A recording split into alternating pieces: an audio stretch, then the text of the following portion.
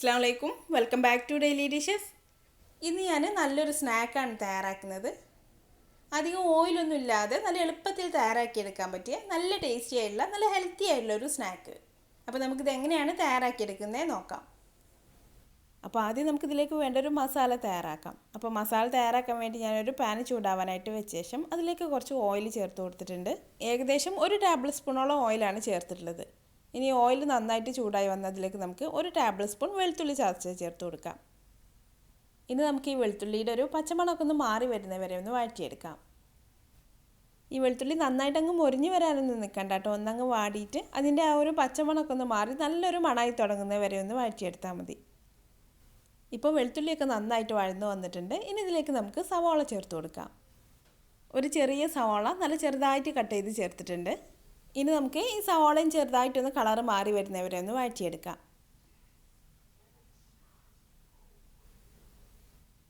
ഇപ്പോൾ സവാളയും ചെറുതായിട്ടൊന്ന് കളറ് മാറി വന്നിട്ടുണ്ട്. ഇനി ഇതിലേക്ക് 1 ടീസ്പൂൺ മുളക് പൊടി ചേർത്തിട്ട് ഈ മുളക് പൊടിയൊക്കെ ഒന്ന് മൂത്ത് വരുന്നവരെ ഒന്ന് വഴറ്റി കൊടുക്കാം. ഇപ്പോൾ മുളക് പൊടിയൊക്കെ ഈ ഓയിലിൽ കിടന്നിട്ടൊന്ന് മൂത്ത് വന്നിട്ടുണ്ട്. ഇനി ഇതിലേക്ക് നമുക്ക് ചേർക്കാനുള്ളത് ചിക്കനാണ്. ഞാനിപ്പോൾ ഒരു ചെറിയ കഷ്ണം ബോൺലെസ് ചിക്കൻ എടുത്തിട്ട് മിക്സിയിലിട്ടൊന്ന് ക്രഷ് ചെയ്തെടുത്തിട്ടുണ്ട്. നന്നായിട്ടങ്ങ് അരഞ്ഞു പോകരുത് കേട്ടോ, ഒന്നങ്ങ് കറക്കിയെടുത്താൽ മതി. അതല്ലെങ്കിൽ നല്ല ചെറിയ ചെറിയ പീസായിട്ടൊന്ന് കട്ട് ചെയ്തെടുത്താലും മതി. കട്ട് ചെയ്തെടുക്കുന്നതിനേക്കാളും നമുക്ക് എളുപ്പം മിക്സിയിലിട്ടൊന്ന് അങ്ങ് കറക്കിയെടുക്കുകയാണ്. അപ്പോൾ ഞാൻ ചിക്കൻ ഇതിലേക്ക് ചേർത്ത് കൊടുത്തിട്ടുണ്ട്. ഇനി ചിക്കന് ഈ മസാലയിട്ട് നന്നായിട്ടൊന്ന് ഇളക്കി കൊടുക്കാം. ഇതിൻ്റെ ഈ പിങ്ക് കളറൊക്കെ ഒന്ന് മാറി ഒരു വൈറ്റ് കളറാവുന്ന വരെ നമുക്കിതൊന്ന് ഇളക്കി കൊടുക്കാം. ഇപ്പോൾ ചിക്കൻ്റെ ഈ പിങ്ക് കളറൊക്കെ ഒന്ന് മാറി ഒരു വൈറ്റ് കളറായി വന്നിട്ടുണ്ട്. ഇപ്പോൾ നമ്മൾ ഈ മുട്ടയൊക്കെ ചിക്കി എടുക്കുന്ന പോലെ ആയിട്ടുണ്ട്. ഇനി ഇതിലേക്ക് ആവശ്യത്തിന് വേണ്ട ഉപ്പ് ചേർത്ത് കൊടുക്കാം. പിന്നെ ഞാൻ ഇതിലേക്ക് ഒരു ചെറിയ കഷ്ണം ക്യാപ്സിക്കം കൂടെ ചേർക്കുന്നുണ്ട്. ക്യാപ്സിക്കം നല്ല ചെറുതായിട്ട് കട്ട് ചെയ്തിട്ട് ചേർത്ത് കൊടുക്കാം കേട്ടോ. ക്യാപ്സിക്കം നമ്മുടെ കയ്യിലുണ്ടെങ്കിൽ ചേർത്ത് കൊടുത്താൽ മതി, അല്ലെങ്കിൽ നമുക്കത് ഒഴിവാക്കാം. പിന്നെ ഞാൻ ഇതിലേക്ക് ഒരു 1/2 ടീസ്പൂൺ കുരുമുളക് പൊടി കൂടെ ചേർത്തിട്ടുണ്ട്.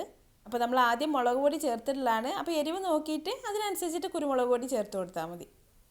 നല്ല ചെറിയ ചെറിയ കഷ്ണങ്ങളായതുകൊണ്ട് ചിക്കനൊക്കെ പെട്ടെന്ന് അങ്ങ് വേവും. പിന്നെ ഈ ക്യാപ്സിക്കമൊക്കെ ഒന്ന് വാടി വരണം. ഇപ്പോൾ ചിക്കനൊക്കെ നന്നായിട്ട് വെന്ത് വന്നിട്ടുണ്ട്. ക്യാപ്സിക്കമൊക്കെ ഒന്ന് വാടി വന്നിട്ടുണ്ട്.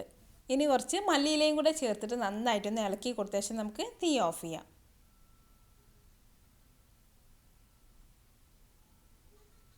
അപ്പോൾ മല്ലിയിലയും കൂടെ ചേർത്തിട്ട് നന്നായിട്ടൊന്ന് മിക്സ് ചെയ്ത് കൊടുത്തിട്ടുണ്ട്. ഇനി നമുക്ക് തീ ഓഫ് ചെയ്യാം. ഇപ്പോൾ നമ്മുടെ സ്നാക്കിലേക്ക് വേണ്ട മസാല റെഡി ആയിട്ടുണ്ട്. ഇനി നമുക്കിതിന് വേണ്ട ഒരു ബാറ്റർ തയ്യാറാക്കാം. അപ്പോൾ അതിന് വേണ്ടിയിട്ട് നമുക്കൊരു ബൗളിലേക്ക് ആദ്യം 2 മുട്ട ഒന്ന് പൊട്ടിച്ചൊഴിച്ച് കൊടുക്കാം. ഇനി ഇതിലേക്കൊരു 1/4 കപ്പ് മൈദപ്പൊടിയോ അല്ലെങ്കിൽ ഗോതമ്പ് പൊടിയോ ചേർത്ത് കൊടുക്കാം. ഞാനിപ്പോൾ ഒരു 1/4 കപ്പ് മൈദപ്പൊടി ചേർത്ത് കൊടുത്തിട്ടുണ്ട്. ഇനി കുറച്ച് മല്ലിയില ചെറുതായിട്ട് കട്ട് ചെയ്ത് ചേർക്കാം. പിന്നെ കുറച്ച് ചുവന്ന മുളക് ചതച്ചത്. ഇനി ഈ ബാറ്ററിലേക്ക് ആവശ്യമായിട്ടുള്ള ഉപ്പും കൂടെ ചേർത്ത് കൊടുത്തിട്ട് എല്ലാം കൂടി നന്നായിട്ടൊന്ന് മിക്സ് ചെയ്തെടുക്കാം. മൈദപ്പൊടിയൊന്നും കട്ടയായിട്ടൊന്നും കിടക്കാതെ നന്നായിട്ടങ്ങ് മിക്സ് ചെയ്തെടുക്കാം.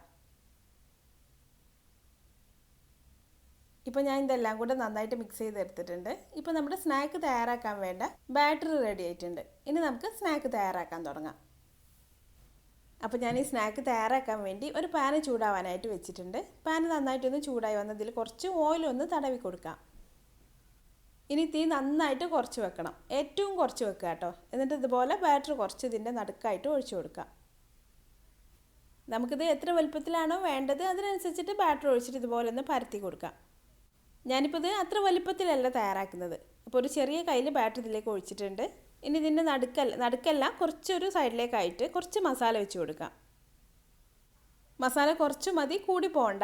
ഇനി ഇത് നമുക്ക് മടക്കിയിട്ടൊന്ന് ഒട്ടിച്ചെടുക്കാനുള്ളതാണ്. മസാല കൂടി പോയിട്ടുണ്ടെങ്കിൽ നമുക്കിതിങ്ങനെ മടക്കിയെടുക്കാൻ പറ്റില്ല. അപ്പോൾ ഇതുപോലെ മടക്കിയിട്ട് സൈഡൊക്കെ ഇതുപോലെ ഒന്ന് പ്രസ് ചെയ്ത് കൊടുക്കാം. അപ്പോൾ ഇതിൻ്റെ സൈഡൊക്കെ നന്നായിട്ട് അങ്ങ് ഒട്ടിയിരുന്നോളൂ. ഇനി ഒരു സൈഡ് നന്നായിട്ടൊന്ന് വെന്ത് വന്നാൽ ഇത് തിരിച്ചിട്ട് കൊടുത്തിട്ട് മറ്റേ സൈഡ് നന്നായിട്ടൊന്ന് വേവിച്ചെടുക്കാം. പെട്ടെന്ന് റെഡിയായി കിട്ടും. മുട്ടയല്ലേ, അപ്പോൾ പെട്ടെന്ന് വെന്ത് കിട്ടും. ഇപ്പോൾ ഇത് നന്നായിട്ട് വെന്ത് വന്നിട്ടുണ്ട്. ഇനി നമുക്കിത് പാനിൽ മാറ്റി വെക്കാം. നല്ല ടേസ്റ്റ് ആട്ടോ, അതുപോലെ നല്ല സോഫ്റ്റുമാണ്. അപ്പോൾ നമുക്ക് ഇതേ രീതിയിൽ ബാക്കിയുള്ളതെല്ലാം തയ്യാറാക്കിയെടുക്കാം. അപ്പോൾ പാനിലേക്ക് നമുക്ക് ആദ്യം കുറച്ച് ബാറ്റർ ഒഴിച്ചു കൊടുക്കാം.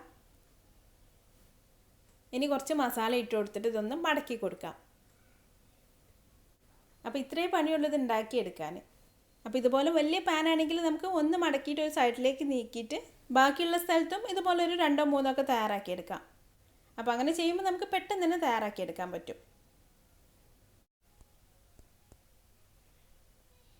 ഇപ്പോൾ ഞാനിതുപോലെ എല്ലാതും തയ്യാറാക്കി വെച്ചിട്ടുണ്ട്. ഇനി നമുക്കിതൊന്ന് കട്ട് ചെയ്ത് നോക്കാം.